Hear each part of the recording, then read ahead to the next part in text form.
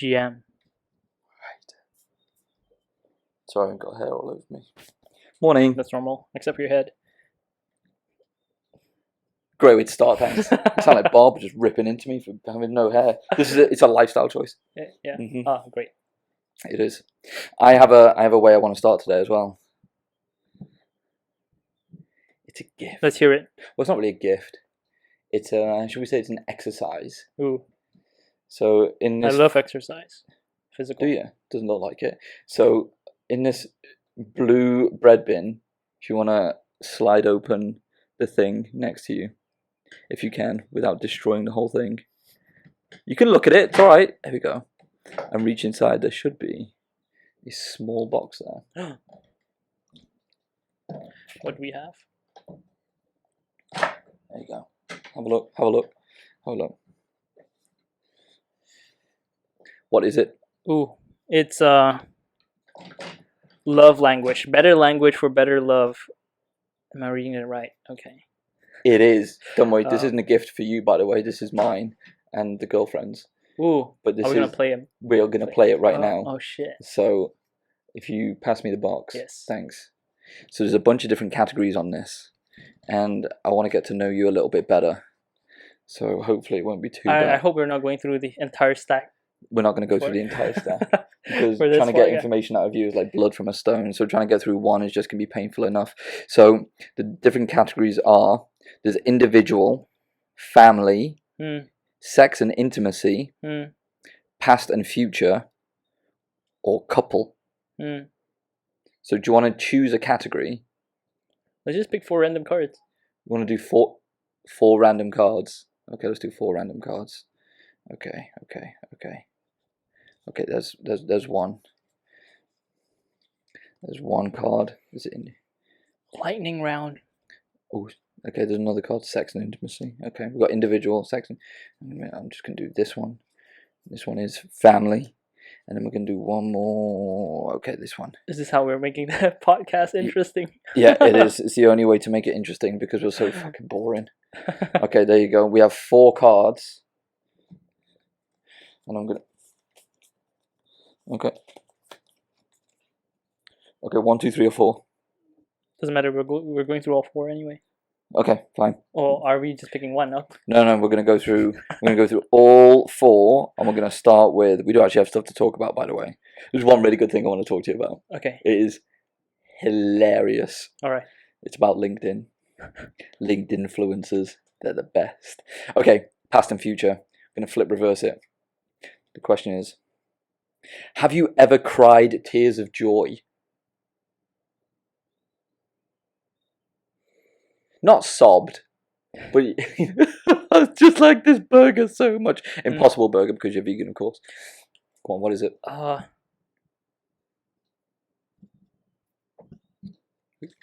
think I have. Have you? When? I just cannot remember what the event was, but the feeling is in my subconscious. Hang on a minute. It happened so long ago that you don't know why or what it was. Trying to turn this mic down. Won't work. But that's not great, is it? If you haven't experienced such joy recently that you haven't got a bit teary eyed. I tell you what, even at a movie where it's just like, I'm just so happy for the character. No. John Wick? Wow. Yeah, I can't remember. That is, how about instead of joy, tears of gratitude or thankfulness or happiness or just being in the moment, being like basking in the glow of joy. You're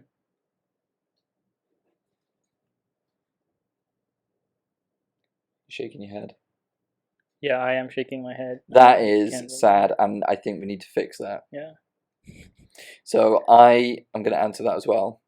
Yes, tears of joy. I would say most recent experience was a tear of gratitude when I was up in Pakistan. When obviously I was riding through the mountains with my brother, right? Because I was just very thankful that I was privileged to be able to do it and experience that with my brother. You need to think about that. Yeah, or maybe get my tear glands checked. Yeah, you fucking robot. All right. Okay. What do you want to do next? You want to do individual, sex and intimacy, or family? Whatever it is. Let's get through. Let's get through, power through. Yeah. Okay, we're going to do family. All right. What's your favorite memory with your dad or mum? Although they spelled mum wrong, they spelled it M-O-M. Mum is spelled M-U-M. Okay. Everyone knows that. This is incorrect. I'm going to send it back. Yeah.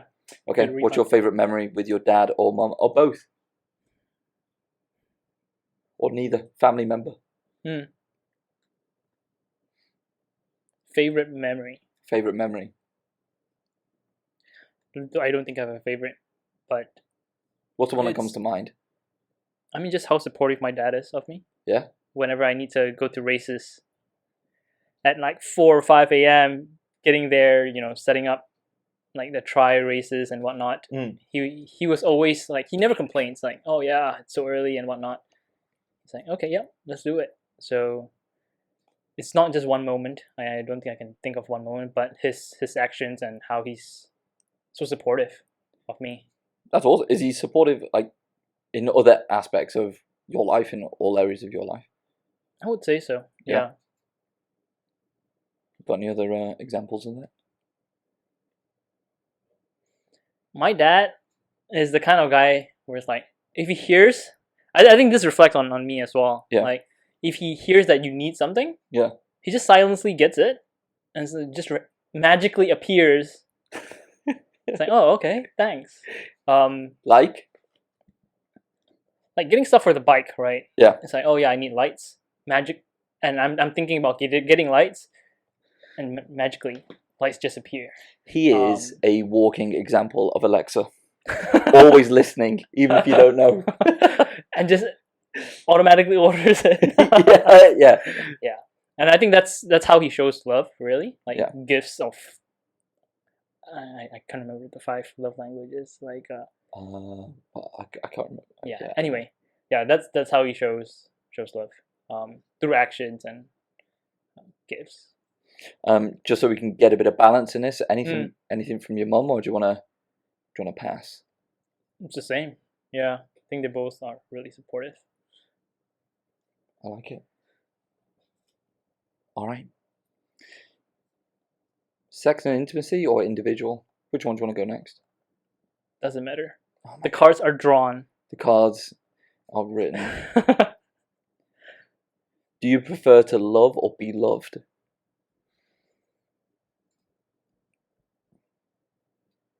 To love. Yeah? Yeah. You know I'm going to ask why.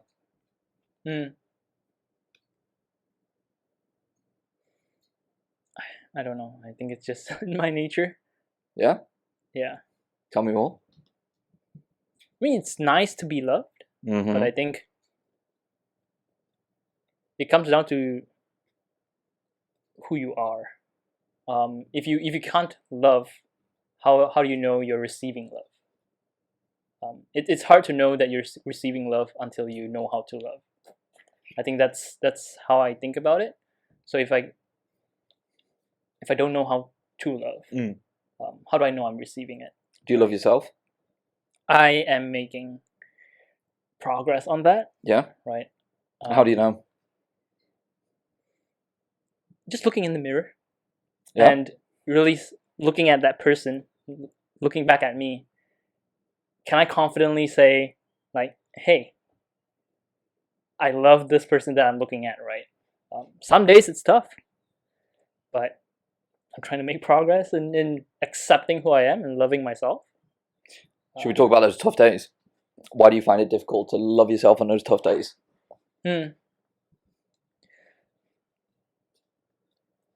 Those days happen when you're actually comparing, well, I say you, when I'm comparing myself against a certain standard. Like, if you're measuring yourself against, oh yeah, someone else has like, I don't know, wealth. Let's just use wealth as an example. Okay. Okay, yeah, I should be making like 50 grand a month, for example, right? And I'm not there. Then I feel like, okay, yeah,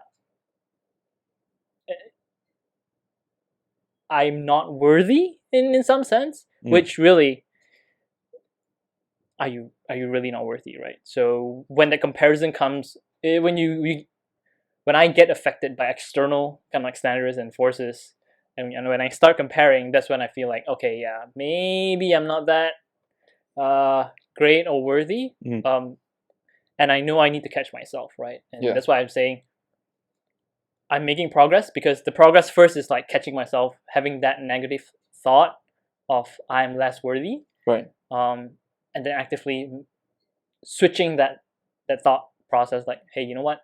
It's okay. Like, compare myself against who I was like a year ago. Am I making progress? Right? Rather than comparing myself against externally. I think a lot of like living needs to come from comparing yourself against yourself, and the internal. Anything to add? No, nothing to add. I just needed some filler while I had a drink, that was all. Yeah. Okay, that is excellent. You should read the story about the classic car. Is there a story, a parable? I don't know. Have you heard this? No. The headline reading, of course.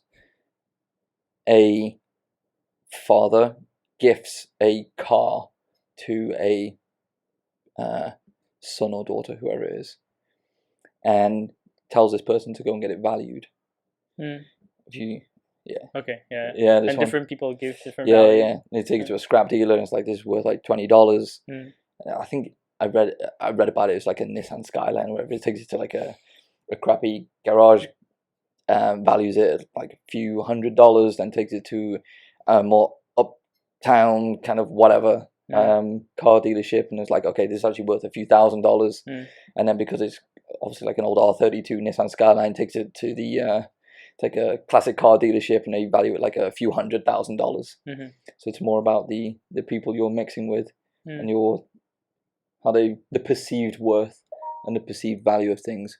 Where is that ding? Idea. I don't know. Put something on there. Yeah, that actually connects to one of the topics that I put down for today, but we can talk about it later. Oh, yeah. Okay. Okay, final one. The final one is a test: sex and intimacy.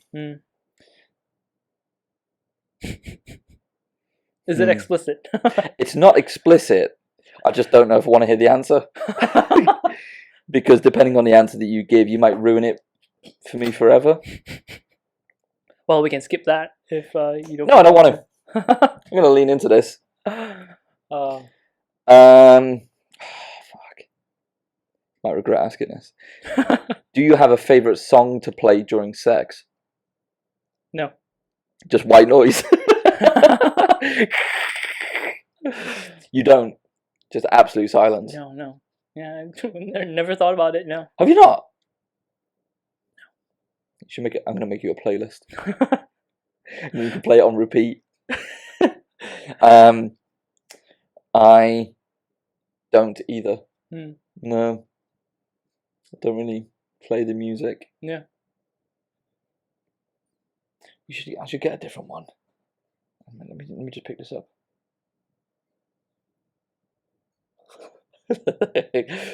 Hey man, apart from sex, what other activity makes you feel close to me? Cycling. Told a lycra, I'm never cycling near you again. Glorious. Thank you very much, Min, for partaking in this game of cards. More like a game, blah blah blah, game of chance. I'm gonna slowly put these back as you open us up for the podcast today. What are we on? What is your talking points for today? What's been happening in your life?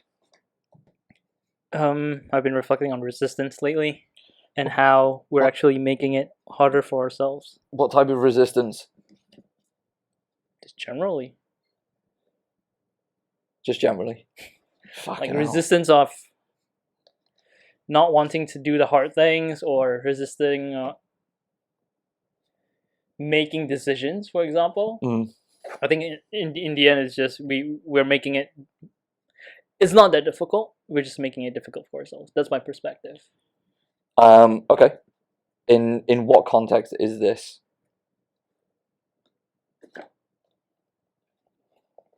in well, I use the word everything, but I guess it applies generally. If you think about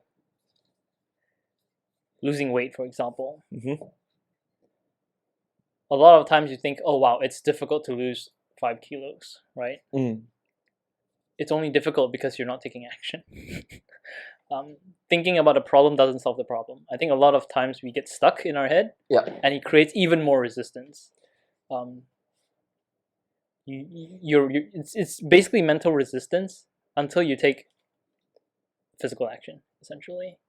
The obstacle is the way, right? Oh, hello. There's always obstacles in the way. You just need to work through it. It doesn't go like the obstacle will not magically disappear. You will not magically lose 5 kilos. You will not magically make $50,000. The obstacle is the way, right? And the more you resist, the more you decide. I use the word decide here because it is a decision. The more you decide to not take action, the more you decide that it's difficult. You're just setting yourself up for not taking action, essentially, and it gets worse and worse, right? How do you get out of that, the repetitive motion of what you're doing, and go against that resistance then? For me, at least, it comes down to that awareness. And what do you do with that awareness? So just reflecting on, okay, why is this difficult, right? Is it really just me, or really it's the path is there, I just need to take it. Like, no one goes out to do an Everest thing. Everesting this weekend. Yeah. That is a difficult challenge. Yeah. Okay. But for me, I'm thinking, okay, what's difficult about it? Is it more of like mental, like, I don't think I can do it, or 15 hours, 17 hours too long? What exactly is that resistance in my head? Man, please. Because we talk about fear and danger as well. Danger is what's physical there, and fear is really what's in your mind. So coming back to fear, resistance, is it really all just in your mind that's stopping you from taking action, doing the things that needs to be done? We don't do things because it's convenient. Like losing 5 kilos, if you're overweight, it's not convenient, but it needs to be done if you do want to live a healthy life, do more things, right? In better physical shape. It's what's required. And sometimes we resist what's required because we accept what's convenient. I should put it on a t-shirt. You should put it on a t-shirt. It's hard though, right? Because we're creatures of habit. Good or bad. Yeah. And that's what sets people apart. Why do some people achieve, quote unquote, success? It's because they are willing to do the hard things. They're willing. They don't see it as resistance. They see it as like, this is required. I'll do it. It's interesting, right? When you talk about like the fixed and growth mindset, because I think if you're consistently making choices or deciding against that goal that you want to achieve, how do you change that mindset for yourself? This is obviously forming new habits, putting yourself in different environments, becoming parts of different communities. Just wondering, like, what's that one easy step that you can take? I mean, we're human beings. We're going to follow the path of least resistance or hold ourselves accountable to other people. That's what I've found is the easiest one for me. Holding myself. No. Take that back. I am lazy. I am. Like, if I don't have a ride on in the morning, or if I don't commit to doing a run with somebody or anything like that, I'll sleep in. I will. Because I really like my bed, and my brain is often tired. So I won't get up at 5:30 or I won't get up at 6 because I'm not accountable to somebody else. So the easiest thing that I've done is be accountable to other people, have other people relying on me to either pick them up or meet them somewhere. Like meet at Petron at 7 o'clock, whatever. It's like, well, if I don't, I'm going to look like a right dick. So I've got to be there. So I found that's really helpful for me to kind of break that, putting myself in a position where I'm accountable to other people. I suppose like having an accountability partner. Another thing is financial penalties was always a good one. I found they're good as well. So I had this was years ago. I had a bet with Nick, and I think it was 1,000 ringgit. And I can't remember what it was for exactly, whether it was either to lose weight or not drink or something like that. But yeah, there was 1,000 ringgit on the line. So I was like, shit. I don't want to kid myself and just like be sneaky or cheat. Then I was like, okay, well, I've got to do this thing now, because if I don't, then I've got to pay out $1,000. So I use this as these trigger points to set me on a different direction, and then it helps form better habits, put myself in different situations and different environments, and become part of different communities. That's what I use as a kickoff point, I think. I like it. Are you experiencing a lot of resistance now? Some? Is that where this came from? No. Just a thought from the ether. Yeah, just being aware of what is in my mind that I see it as resistance, and just being aware that, okay, why is it so difficult? Is it really difficult? It's not really. I mean, it's really, I think the changing of your habits is difficult. The thing that you want to do is not really that difficult. Yeah, it's not. Hey, have you seen that TED Talk with that guy? How generic is that? So he wanted to lose weight. I can't remember how much it was. But instead of setting a goal to lose weight, he sets a goal to hike the 5 peaks that were in his like backyard. It was a guy in America. No, I've not heard. No. It's really interesting. It made me think about goal setting differently. So when we talk about what we want to do with the podcast and the goal for this, the ultimate goal is to hopefully spread some good news and help people do awesome stuff and feel better and, progress and be successful. So the goal is consistency. Do this every week, week in, week out. And for him, the goal was, well, I want to lose weight, but I'm going to do all these hikes. By virtue of doing the hikes, he then went on to lose weight because he had to do all the training for the hikes. So the byproduct of doing that was the actual weight loss. So it was a habit change rather than fixating on the actual end goal itself. And that with the Atomic Habits stuff, and then Charles Duhigg. Where's that book? Charles Duhigg. Where is it? I don't see it. I was reading it. I don't know where it is. Have I bought it on Kindle? I messed up. I've lost it. Don't know where I've put it. I started reading it. I wonder if I finished it. I didn't. I don't know. Sorry. There's a random one. Oh my god. So it's thinking about that goal that you have. What are the surrounding things that you can change? Those incremental or small, atomic, if you will, changes that you can make that are easy to make, but compounding over time have a bigger effect. Yeah. Everesting. Can we talk about your Everesting? Can we?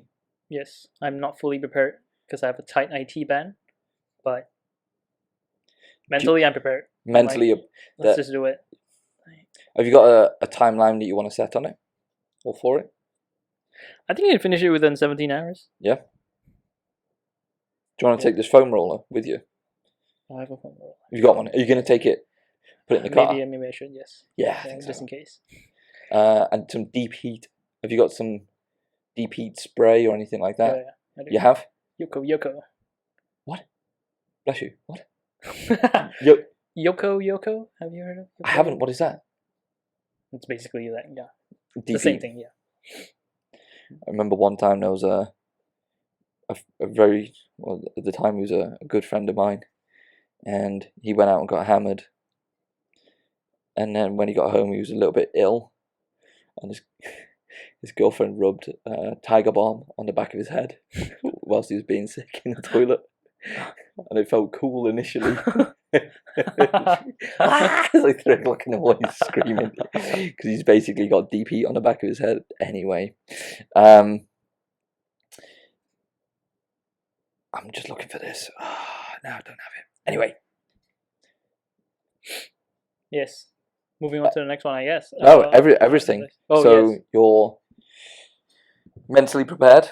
Are you doing it on the same Yes. Same hill? Same hill. What time you starting? 5? I'm hoping for 4, so I can end earlier. Okay. Yeah, latest by 5. I started at 5 the first time I tried it. Mm-hmm. So 5 is a good time, but if we can start earlier, why not? So I'll have to get up at 3, prep everything, drive all the way there. It takes about an hour, and then just start. Easy, right? There's no resistance. Just don't think. Yeah. Tim Grover. I've been thinking about that a lot. Tim Grover, don't think.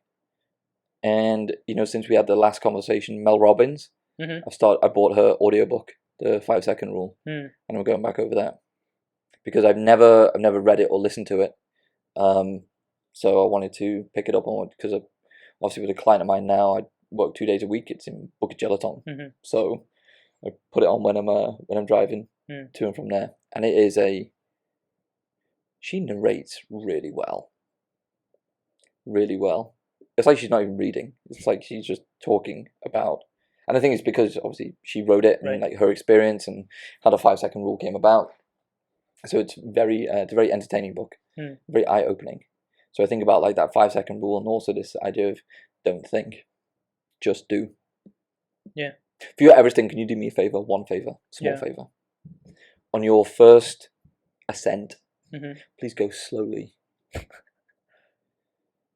Just because it's okay. Got 17 hours of being in the saddle. Go slow. You've got the legs for it. You can do it. I do. I'm just worried that you might blow up. When I was thinking about this because of the FedEx segment and how fast you went off the last time we did it. I was like, oh man, I think you can get this guy, man. You can be. I can. You can be number 1. Like after you've done your everything, yeah. Well, yeah. Well.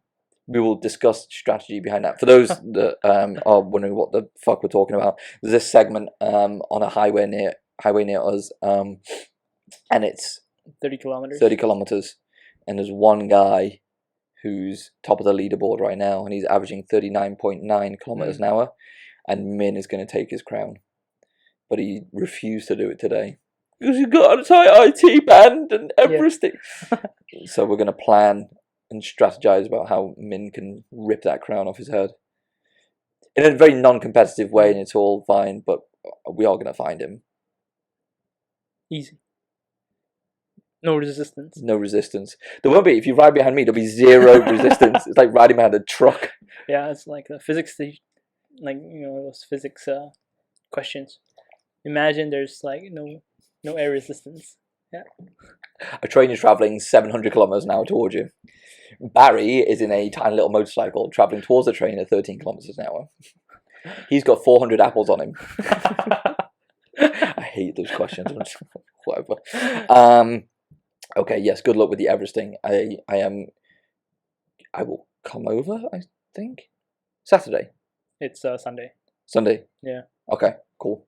I can do that. I can commit to stuff like this because I don't drink anymore. I don't know if I told you. Oh, nice. It's going well. I'm compensating with fuel. More food. Fuel. I'll call it. But it's better quality calories. Let's just put it that way. Yes, and it is increasing my recoverability. I don't think that's even a word. My recovery is a lot better. And even if it's only like 0.25% better recovery every single day, that's a lot. You can get a lot better over the course of 3, 6, 12 months. Compound effect? Yeah, man. So we'll see how it goes. Yeah. We will. Let me just reset the camera really quickly. Reset the camera, and then we can talk about the other stuff that is on this beautiful list. Oh, excuse me. I'm very hydrated today. And we are back. We never left. Yes, we never left, but I am back. Yes. Okay. You put down time. It's going so fast. Tell me about it. There was something there was 2 additional things I put on here, but they're not here. Yes. I'll on that one. I'm gonna edit this. Okay. I was out running. I think I was in the jungle with Nick and Andy the other day, and I lost track of when I saw them last. And we were talking about trip to Bangkok and trip to Pakistan, and it was just I had a moment of realization that when we first did the podcast, we were talking about the Pakistan trip, and it's been and gone already.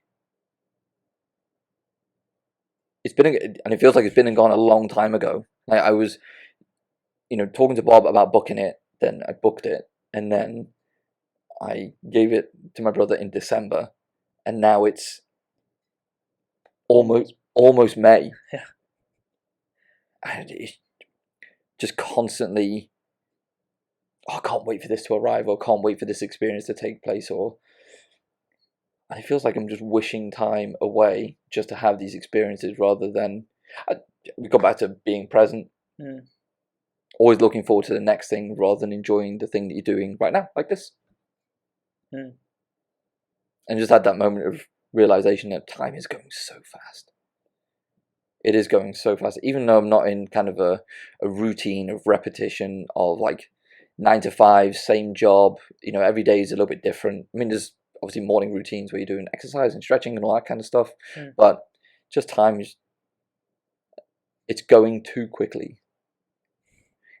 And being more present and in the moment I think is crucial for me to think about and take stock of at the moment, because just enjoying the experience that you're having right now. Yeah, it was just something that was kind of top of mind. And as I say that, I'm looking forward to going back to the UK in August and doing these races and everything. So it's like, oh my god, like setting up these experiences. And so it's just retraining my brain to enjoy the moment. I spoke about this quite a bit. Yeah, I mean, I think in modern day today, at least, there's so many moments, and it's hard to keep track. Yeah, and you feel like, oh wow, okay, you remember the big ones, right? And when you put a time to it, it's, okay, yeah, from that moment to today, that was such a long time ago. My god. Yeah, I don't know where I'm going with this, but essentially, time moves time doesn't speed up, really. It's just our perception of how much we're doing, and we feel like, oh wow, it's been such a long time, or we don't realize time passing until we stop to realize, oh wow, it's been a while. It's just the only way to describe it is it's fucking mental. That's a scientific term, by the way. It's just like, okay, well, we're doing this, and now, oh yeah, it's over. Yeah, before I know it, we'll be at like episode 100. Oh god, which it would be fascinating if it was. It'd be great. That'd be 2 years of doing this. Oh shit, yes. Yeah, right. And it will disappear. It was like, it feels like yesterday we were in lockdown. Which is crazy. It's now 2023, and we went into lockdown in like March or April 2020. It was 3 years ago. That is fucking bonkers. All at home, didn't see anybody, no experiences, no going out, just eating fried chicken, getting fat, drinking my cabinet dry. I'm still not drinking, by the way.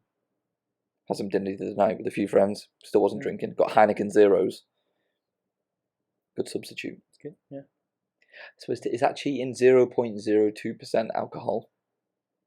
No. So, you'd have to drink, in simple linear mathematics, 200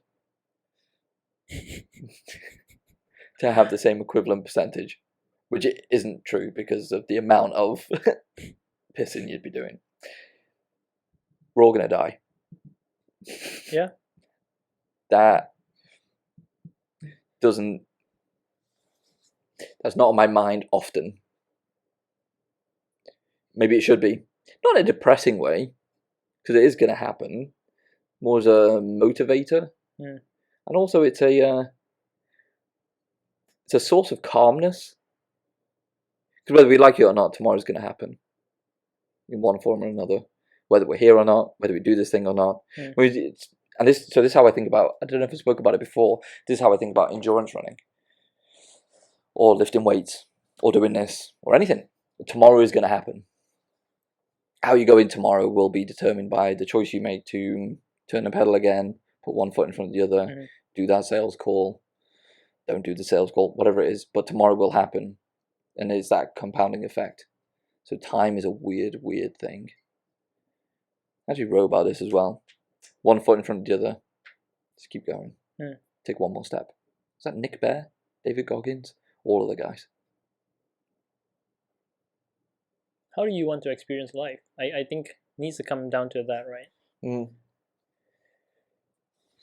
There's no, I don't think there's one, like everything in life, there's no one way to live your life. Yeah. But I think we all need to decide how we want to experience life. What do you want to give and receive from life? I think it's also a constant, what do you call it? I want to say a moving target. It's not a one and done kind of fixed thing in terms of how you want to experience it. Because, right now it's like, okay, I want to work 14, 15 hours a day. This is my full commitment. This is what I want to do. This is how I want to experience my life right now. And as time progresses and things become more important or less important, you can change. And I think you were right. You're right in terms of that self-awareness. So how are you taking stock of what you want to do right now? Are you happy? Are you experiencing joy? You need to experience more of that. Maybe not tears of joy, but more of this experience that you can recall and be like, holy shit, that was a great time. Time is relative. Yep. Then where's Donnie? He's Donnie this time. By the way, the cat we rescued, Donnie, is doing very, very well. He's integrated seamlessly into the family. And by that, I mean he's loud as fuck all the time and won't stop eating. He's a parkour cat. He's just bouncing off the... That cat is insane. You should film videos of him, put him on YouTube. Parkour cat. Parkour cat? Yeah. Won't just throw him around? I think Peter will be onto me. The organisation, not my brother. Or Peter Griffin. Anyway. Moving on from time. Yes. What else you got? What else been on your mind this week, last week, all the weeks, all the days? I put down here the fuck it, move on sales principle, or rather life principle. Okay. But this came from I guess more of like a sales, right? So we all know with sales, the money is in the follow up. Yes. And how do you know when to continue following up versus moving on, right? I don't remember where I watched this video about some successful salesperson, and he mentioned like, oh, the reason why is like, when I know like it's the opportunity is not there, I just say fuck it and move on, right? Don't get so hung up on the leads that don't respond or don't engage with your follow-ups. And I think to a certain degree that's true. You mentioned about the classic car, the value, right? Yeah. Do they see that same value, and how do you value your worth? I think that's the first key step, like knowing your worth, and then does the other person see that worth as well?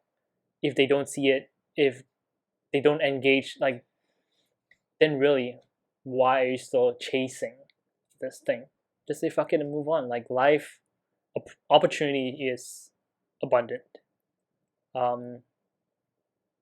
Sometimes that's what's holding you back when you're so stuck and holding on to something that you wish could happen. Why don't you just say fuck it and move on? I think that's true with relationships as well. I mean, I've got a retort to that, something to consider. Ooh, tell me. Let's go. Let's go. Fuck it, move on. Is your message right? Is your message right, and is your audience correct? So if your audience is correct, then you need to have a think about the message that you put out there. And if it's not correct, then that's when you're going to get limited responses. So it's difficult to talk about it in isolation because there's lots of things surrounding this in terms of like branding and communication, messaging, your ICP, your ideal customer profile, your buyer persona. Because, for example, the fuck it, move on, you might be talking to the wrong person. The company is a great fit for what you buy, but you might have your buyer persona incorrect. So whilst I agree in principle, like that fuck it, move on if people are ghosting you, if there's, for example, if there's a reason why somebody reached out, whether that was to collect information, have a conversation, or to literally buy something. So if it's an inbound, there is a reason why. So I would use the non-response as a trigger for how can I do this better, rather than, I think there's a point where you're like, oh, this is done. Like I'm not going to convince anyone. There's no influence here. I'm talking to the wrong person. The company's not a good fit. So I think there's still an element of assessment to go into it, for sure. So, and the reason why I'm thinking about this right now is there's a couple of companies that I've spoken to that didn't want to buy my service. And there's two companies in particular, and I'm thinking, well, I know they have I can see the problem, and I know I can help them, but my messaging might not be right. How I've communicated what I can do or how I can help might not be a good fit.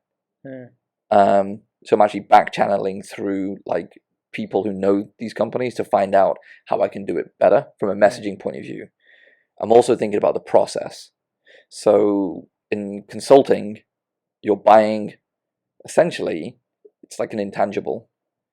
So you buy, from a consulting perspective, you're buying a brain, somebody that can come in and assist in terms of thinking about things differently, providing a different perspective, moving a company forward. So the deliverable might not be, here's a bottle. You can see this, you can value it with your own eyes. When you look at this, it's like, how does it stack up with this? It's like, okay, it's Rafa, it's quite, I'm going to probably spend about $50 on this. And if I give this to you instead of 1,000 ringgit, you're going to be like, I don't value this as 1,000 ringgit because I can see it and I can go online and check it and be like, well, this is actually like $50. So it's easier to do a comparison for like a tangible kind of thing. So I'm thinking about the process in terms of how I could demonstrate value. And one of the things I'm thinking about is doing small or smaller, reduced kind of free workshops. And this is the power of reading and learning as well. So there's a bunch of books I'm reading right now. This came from, I think it's just there. You can see it on top. It's called Flawless Consulting.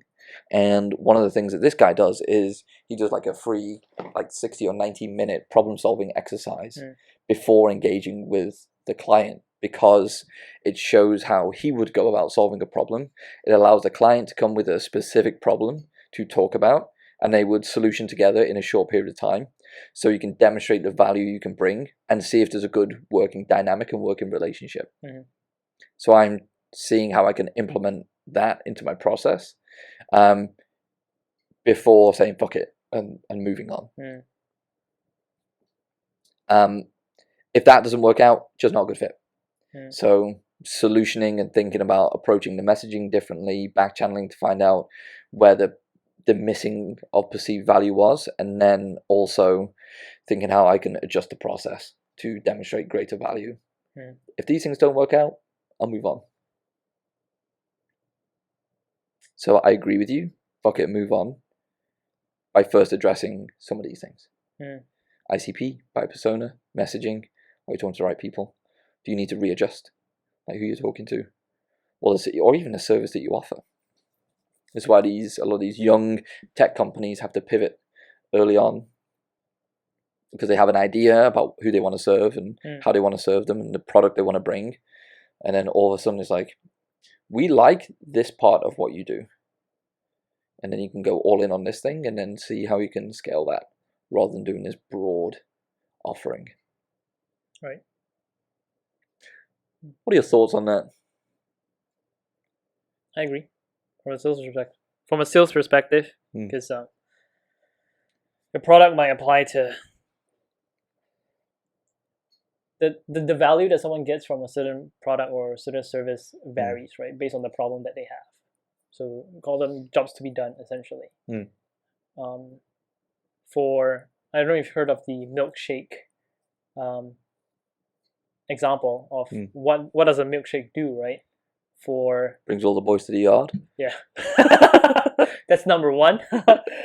Success. I'm laughing at my own joke, I don't care. Yeah. It's hilarious. Number two, when they ran this, I guess, study or research, was like, oh yeah, what does a milkshake do? Why do people buy milkshakes in the morning? It's because it's in the morning. Yeah, it's convenient. You know, when they're commuting, just a straw, you get the nutrition. It fills you up until midday. As compared to a donut, when you get crumbs everywhere and you need hands to eat. You can't drive while consuming nutrition as well. And that's the job to be done in the morning. But maybe in the evening, for a parent, for example, bringing their kids, keeps them occupied, because a milkshake is thick enough, and it takes a while for the kid to get through that. So different, same product, but it applies, and then the value prop, in this case, the messaging is different for different groups at different times. And I guess it's salespeople or marketing people, how we position the thing. We should really know our customer, right? Who is it, and what's the job that they're trying to get done? Why are they hiring this product or this service? Talking about this, one thought that came to mind is a manager-employee relationship. In the sense that influencing performance, for example, or selling ideas internally. And the same with parents and kids. You can't really just say fuck it and move on immediately, right, when it doesn't work out. And in a relationship, it's like, oh fuck it, I'll move on.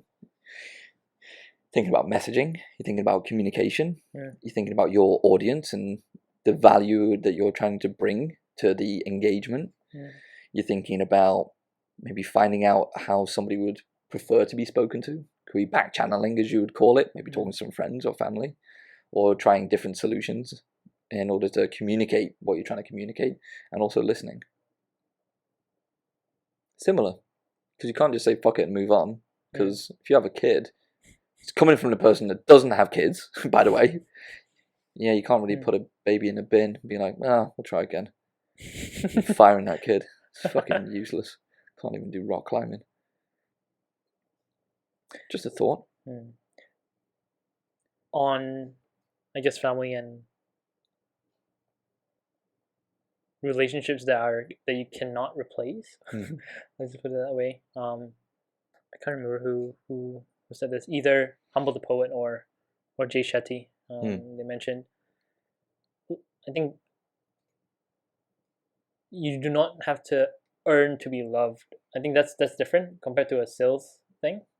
Because generally, as well, we don't have kids, but I think most people who have kids, they still love their child unconditionally. And that's the thing, right? The child doesn't need to earn their love. Like, oh, you need to have all A's. You need to do 5 sports, play the violin. All these Asian stereotypes. Are you okay trying to talk about this? Was this your checklist growing up? You are 6 years old. Why aren't you a billionaire? Yeah. Okay. Someone in China can do it better than you.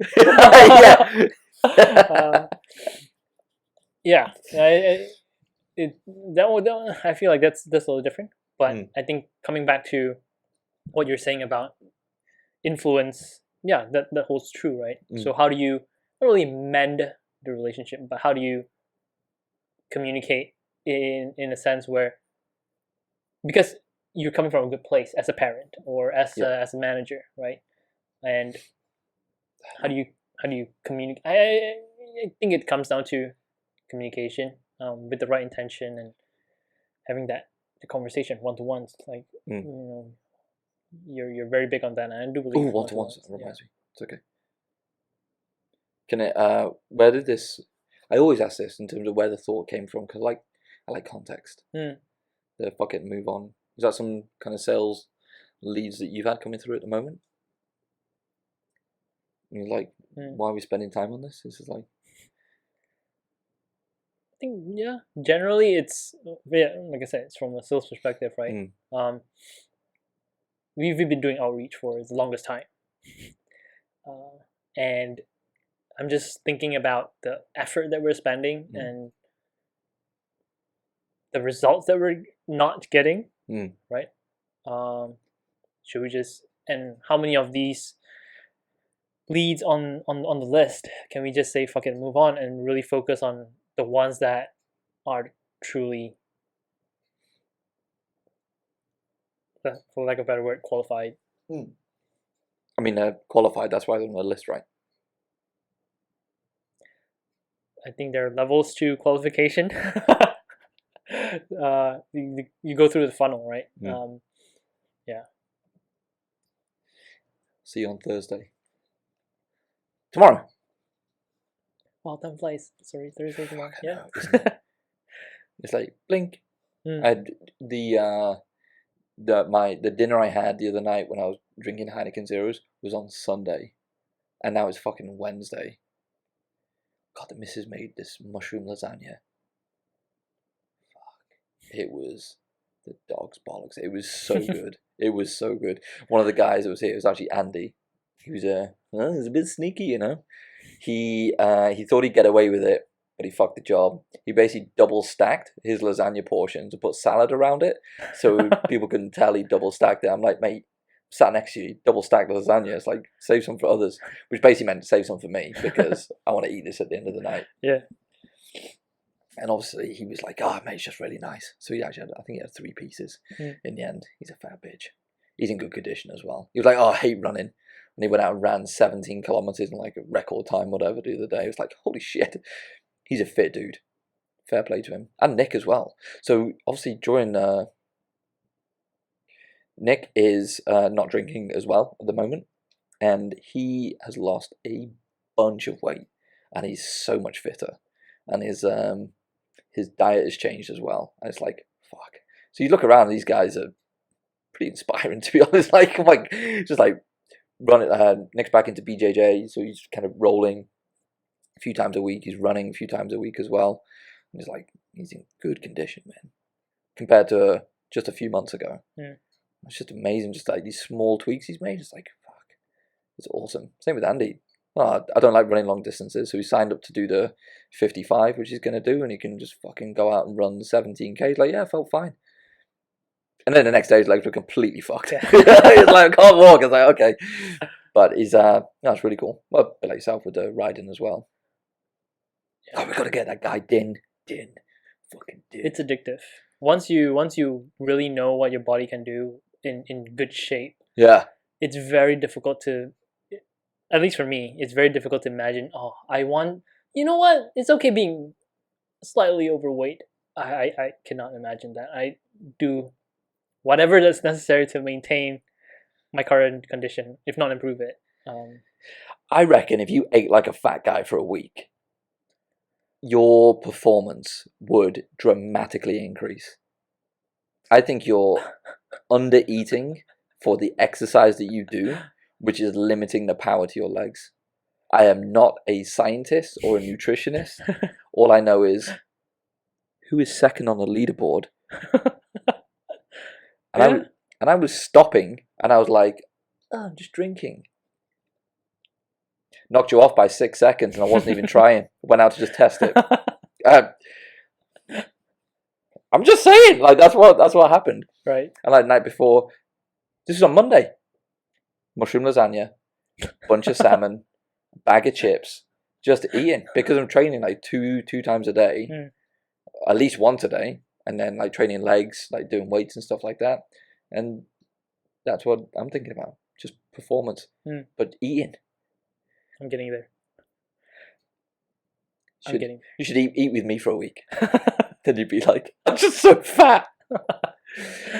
But growing up, that was always the thing. Just thinking of like when you're eating this food, I had like, I don't know if it was body dysmorphia. There's a story for another time, to be honest. But there's this I've got a weird relationship with food when I was growing up, and I just wasn't eating enough, and it stifled performance because I thought like everything you're gonna eat, you're just gonna get fat. I was like, fuck, I was so messed up. And yeah, it's just, I think it just ruined how my perception of nutrition and like fueling the body compared to what I eat now. And like, okay, well, fuck. Just think about how undernourished I was. I wouldn't say malnourished. Again, that's maybe a story for another time about eating disorders and stuff like that.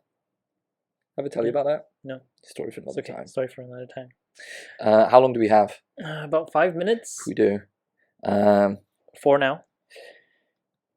So just quickly I wanted to follow up on the sales compensation stuff. So the previous podcast we did, we were talking about, what would happen if everybody got their basic salary cut in half, and they were on variable comp. CTOs, head of products, everybody was on, you got your base salary, which is, about living, and then you have that variable compensation. So I put this out into the Pavilion community because I want to have this open discussion about it, because I don't know what the downsides are for hiring and onboarding and business metrics and all that. So I've set up about 3 or 4 conversations with a few of the guys in Pavilion just to debate it from the point of wanting to understand, like, what are we missing here. And I had a really good conversation with, I think it's the MD of Asana, the project management software, and he just like pinged me on the side in a DM. And it's weird because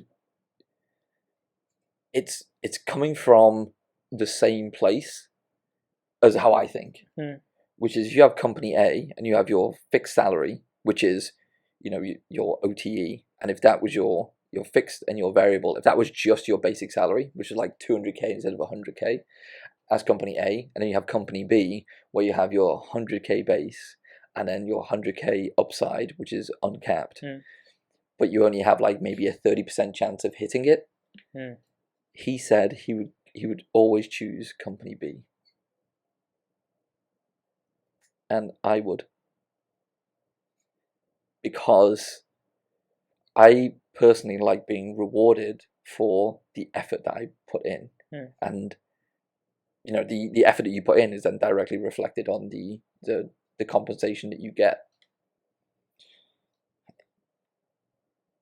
So it was an interesting. Yeah, sorry. I read some. I'll share with you some, like a piece that talks about. Well, it's a different. Do you need to reset the thing? In about 2 minutes. Okay. It's a different context, not really in sales, but I like to know what you think after reading it. Yeah. I won't spoil it, but yeah, it might change your mind. Then we can talk about it the next episode. Is it Daniel Pink stuff? No. Creative problem solving. No, this comes from Edward Deming, who talks about, or he's published a lot of papers and applied it in industrial context. Okay. It's basically management principles, and one of it is incentives, rewards actually backfire. But obviously that's in a different context, right? Not on sales. So I'd be curious to see or hear what you think after reading that piece. I'll forward it to you. I think it is referenced in Daniel Pink's Drive, and I also think it's referenced in Barry Schwartz's Why We Work, from like an intrinsic motivation point of view. And this is the wrestle I've been having internally about this with regards to the variable compensation. So I don't know the context, but I'm gonna shoot my shot on this one. I think when compensation is put together, this is a massive generalization, and you can call me out on it if you want. It's like, let's pay them low. Pay like SDRs. It's an entry level job, so we can pay them low, we can get away with it. And therefore we'll sacrifice the onboarding and the training because we'll churn them and burn them. And there's been a few people sales leaders I've met with here who have given me that feedback from the companies they work with in the US. So the US people, and they're now based here, and like Mm-hmm. with these large tech companies that are doing just this. They are saying your basic salary is just below like a living wage Mm-hmm. on a salary basis, but the upside is so much bigger. Mm-hmm. What that means is you're on edge fighting for survival rather than progress, Mm-hmm. and that is causing this idea of commission breath. It's like I've got to make the sale because otherwise how am I going to eat, Right. kind of thing. So my perception on this from the example I gave with company A and company B is Okay, let's continue. Yeah. paying people fairly on their wage, on their basic salary, and then having that upside where they are directly rewarded for the effort that they put in. Where you're not fighting for survival, you're feeling grateful for being compensated for the efforts that you give. Yep. And I think it's just the perspective of how it's framed from a compensation point of view. I mean, it's the same with business as well, right? If in my business, there's no base salary, it's all variable. So if I don't sell to companies, then I don't get paid, and therefore I can't eat. But it's not the money thing, it's the acquiring customers and working with them and doing long-term work with them. That's the drive. And I turn customers away for those companies I don't really want to work with, or projects where I feel I can add enough value. It's like, sorry, this isn't going to be my forte. You might want to go and speak to these people.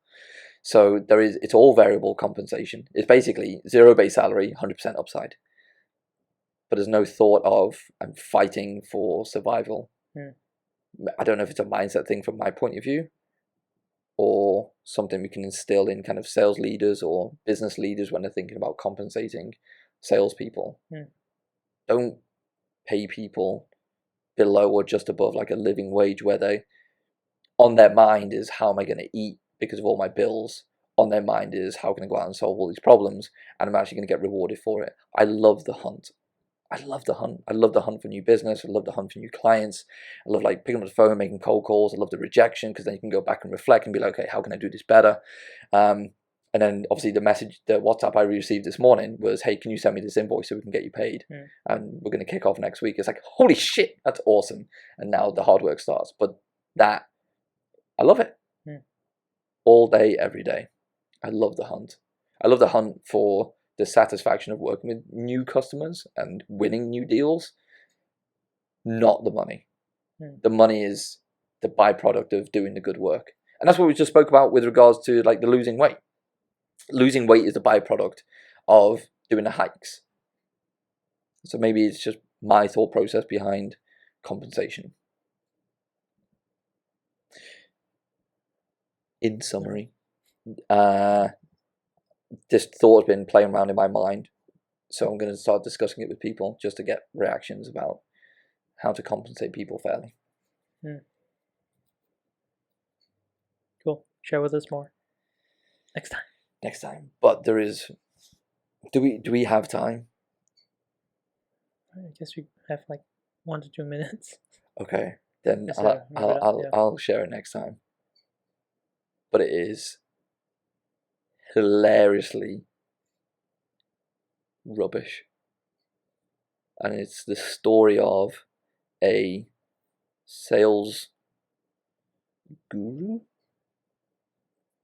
published author. I've got one of his books over there that was gifted to me by a SaaS platform, entering into a community and systematically destroying his credibility and reputation in 12 hours. Talk about it next time. Okay. Min, It's been an absolute pleasure, an absolute joy. I think we should have a look at these love language cards for next time, and we should just do the whole thing on sex and intimacy, and we can find out what kind of music you want to make love to me. Oh man. Listening to. Maybe not. It's a powerful way to end. Any final thoughts? Enjoy the moment. Enjoy the moment. Yeah. Don't wait for the moment to be an end goal. Every moment is You should just enjoy the now. Don't wait for the moment to be the end goal. Enjoy the moment. There it is. Yep. There it is. Until next week. Yes, sir. Thanks, Min. Thank you. Bye. Bye.